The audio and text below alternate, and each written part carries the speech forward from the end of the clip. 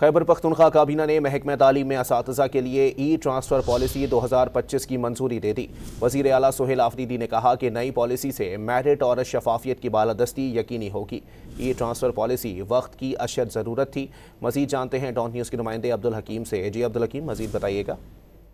بالکل، اس وقت وزیر اعلیٰ خیبر پختونخوا سہیل آفریدی کے زیر صدارت کابینہ کا اجلاس جاری ہے، اور کابینہ کے اجلاس میں جو اساتذہ ہے سرکاری اسکولوں کے، ان کے لیے ای ٹرانسفر پالیسی 2025 کی منظوری دے دی ہے، اور اس نئی پالیسی کے تحت جو اساتذہ کا ٹرانسفر ہوگا وہ صرف الیکٹرانک ای میل اور جو واٹس ایپ کے ذریعے ایک ایپ بنایا گیا ہے تو اس کے تھرو کیا جائے گا، جہاں پہ اساتذہ کی رجسٹریشن باقاعدہ طور پر کی جائے گی، اور جو مینول طریقے سے ہیں یا درخواست کے ذریعے کسی قسم کی جو ٹرانسفر ہے وہ نہیں کی جائے گی۔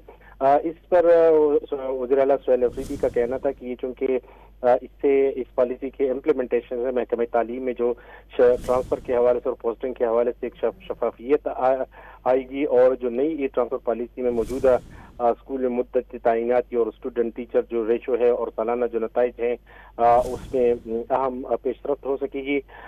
جو اس حوالے سے جو معذوری ہے یا بیوہ ہے یا لیتی اور شوہر بیوی کی تعیناتی کو بھی ای ٹرانسفر پالیسی میں وزن دیا جائے گا، اور جو وزیر اعلیٰ کا دیگر تمام محکموں کو بھی میرٹ پر مبنی ٹرانسفر پالیسی متعارف کرانے کے حوالے سے باقاعدہ طور پر ہدایت جاری کی ہے۔ وزیر اعلیٰ خیبر پختونخوا سہیل آفریدی کا یہ کہنا تھا کہ جو صحت اور تعلیم ہے وہ صوبائی حکومت کی اولین ترجیح ہے۔ جی بہت شکریہ عبدالحکیم۔